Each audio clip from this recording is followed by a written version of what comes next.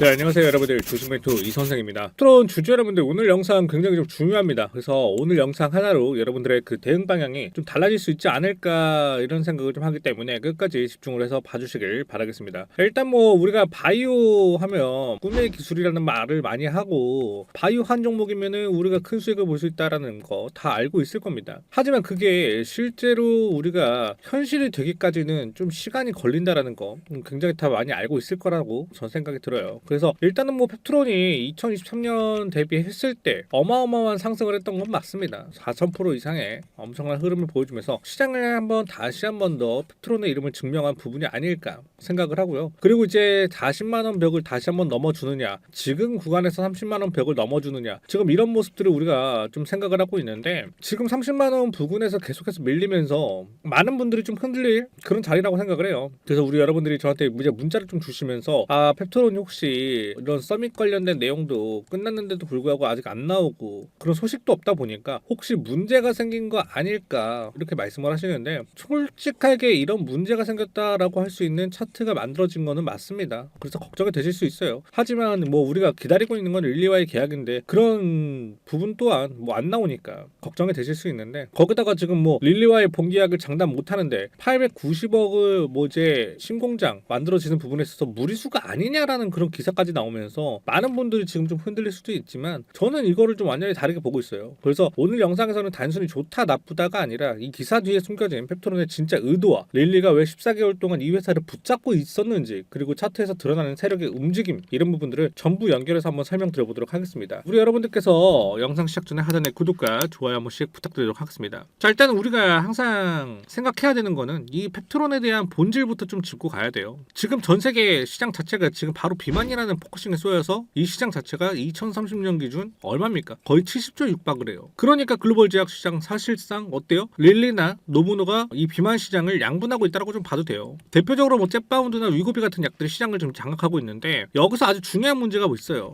얘네가 중요하게 생각하는 건 투여 방식 이거예요. 주 1회냐 아니면 뭐 경구용이냐 또는 월 1회 맞냐, 이런 방식으로 지금 서로의 입지를 좀 다지고 있는 구간인데, 지금 이 약들은 대부분 일주일에 한 번씩 주사를 맞아야 되는 건 맞아요. 이게 별거 아닌 것 같지만 실제 시장에서는 이 불편함 하나 때문에 매출과 점유율이 크게 갈려요. 근데 여기서 등장한 게 뭡니까? 펩트론의 스마트 대포예요. 근데 우리 스마트 대포 하면은 우리가 다 알고 있어요. 아니 주 1회 투여를 나가서 왜 하냐, 월 1회 맞으면 되지 않냐, 그리고 월 3회까지 우리가 늘려보겠다, 거기다가 우리는 상온봉까지 가능하게 만들어 보겠다. 그러니까 펩트론을 안 볼 수가 없지, 그쵸? 그러니까 이건 혁신이라고 전 생각이 들어요. 그러니까 시장에서 이 펩트론 바라보는 시선 자체가 완전히 바뀌었다라고 저는 보거든요. 그런 부분 때문에 우리가 주가가 크게 올라갔고 릴리와의 기대감 때문에 크게 올라갔던 건 사실이잖아요. 근데 많은 분들이 좀 고민하는 게 뭐냐면, 릴리가 왜 지금 14개월 동안 펩트론을 왜 계속 테스트하고 있냐, 좋으면 그냥 빨리 쓰면 되는 거 아니냐, 거기다가 펩트론도 이렇다 할 내용도 언급을 안 해주니까 우리 속은 어떻게 됩니까? 타 들어가고 있어요. 근데 저는 항상 말씀드리죠. 릴리가 펩트론을 문제가 있었으면 진작 깠을 거다. 그래서 기술이 부족한 건 아니다. 이미 기술 검증 끝났고 다음 파이프라인을 적용하기 위한 또는 상업화가 가능한가, 이런 부분을 좀 보는 단계다라고 말씀을 드렸어요. 특히 지금 펩트론이 가지고 있는 미립구, 즉 마이크로스피어 기술은 균일한 크기를 유지하면서 대량으로 생산하는 것이 굉장히 어려운 부분이라고. 근데 이거를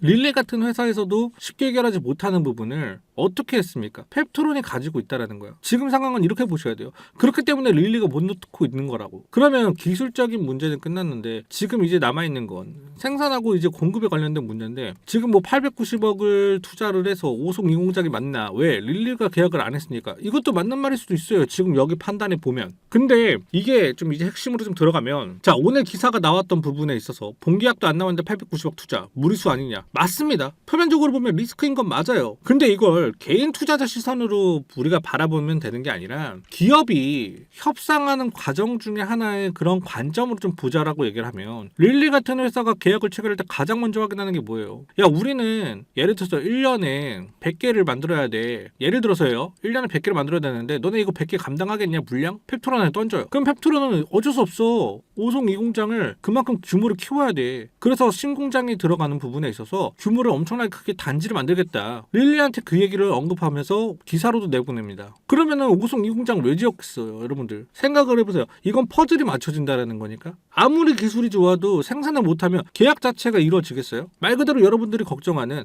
그래 그럼 너네 기술만 우리가 독점적으로만 계약할게. 생산은 우리 쪽에서 할 건데 너네 그럼 계약금 요 정도까지는 괜찮아? 당연히 계약금이 줄어듭니다. 근데 그걸 펩토론이 알고 있기 때문에 오송 이 공장에도 목숨을 걸고 있는 건 맞아요. 우리가 너네 물량도 소화를 하고 우리 기술도 쓰니까 우리는 어떻게 금액을 더 받아야지 이 조건으로 나가는 거잖아요. 그러니까 펩토론은 이미 우린 준비가 끝났다라는 모습을 보여줘야 되는 게 맞는 거예요. 그래서 신공장 투자 얘기가 나오는 거야. 근데 이거 가지고 지금 신공장이 뭐 이거 무리수다 이렇게 말하는 거는 지금 퍼즐이랑 안 맞죠. 리스크라고 하면 리스크일 수 있지만 퍼즐이랑은 안 맞아요. 더 중요한 건 이거예요. 협상의 우위를 가져가기 위한 카드로 오송 이 공장을 꺼낸 건데 만약 릴리가 아니라면 끝이냐? 전혀 아니에요, 여러분들. 릴리 말고도 노브노도 있고 글로벌 빅판마가 얼마나 많습니까? 근데 우리가 릴리와의 계약 안 될 수도 있다? 아니 다른 글로벌 제약사가 있는데 펩토론 기술 이미 글로벌적으로 유명해졌는데 왜? 서밋에서 발표했기 때문에. 그러니까 이미 GMP 수준의 생산시설을 확보하려고 노력을 하고 있고 이건 단순히 한 기업을 위한 공장이 아니라 전 세계적인 비만 치료제 시장을 겨냥한 생산 기반이 된다는 거예요. 오송 이 공장은. 그러니까 즉 플랜 B라는 건 실패에 대비해서가 아니라 누가 와도 대응 가능한 구조를 만들겠다 이런 의미를 좀 받아들여야 된다는 거죠. 그래서 지금 상황을 정리하자고 하면 기술 문제는 없고 협상은 진행 중이고 생산 준비는 이미 진행하고 있다 이렇게 보셔야 되는 게 맞죠. 자 그리고 차트를 좀 보시면 오늘 또 26만 원대 후반을 또 자리 잡고 있고 그쵸? 26만 7천 원 8천 원 이 구간에서 움직이고 있는데 지금 3월 대비 고점에서 어떻게 되고 있습니까? 많이 내려온 건 사실이에요. 하지만 우리가 여기서 봐야 될 건 뭐야? 61선을 지켜주면서 하단을 지지해준다라는 거. 그리고 거래량을 보세요, 여러분들. 최근 거래량 어땠습니까? 눈에 띄게 줄어들고 있어요. 이거 굉장히 중요한 신호죠. 뭐냐? 개인들이 떠났다는 의미도 하고, 그렇죠? 이런 의미를 좀 부여할 수 있고, 동시에 세력이 어떻게 물량을 잠궜다라고 좀 볼 수가 있어요. 그렇기 때문에 여기서 박스권 형성이 일어나는 거잖아요. 매집형 박스권이 일어난 거잖아. 그리고 중요한 가격 구간을 말씀드리면, 솔직히 25만 원 라인이에요. 이 자리니까 이제 단순하게 우리가 이제 숫자적으로 봤을 때 이 구간이 뭐냐면, 이 자리는 단순한 숫자가 아니라 세력 평균 단가일 가능성이 굉장히 높아요. 아랫부분에서 치고 올라오는 부분, 아랫부분에서 치고 올라왔던 부분들이 다 이 구간이에요. 그러니까 세력들의 평균 단가가 25만 원 정도라고 이제 좀 보시면 될 것 같고 반대로 위쪽 구간에는 얼마? 30만 원 부근이겠죠. 30만 원 부근 딱 이 정도. 그러면 이 박스권 안에서 세력들의 움직임이 가져가고 있다라고 좀 보시면 된다라는 겁니다. 근데 이 구간을 이제 30만 원 구간을 돌파하기 위해선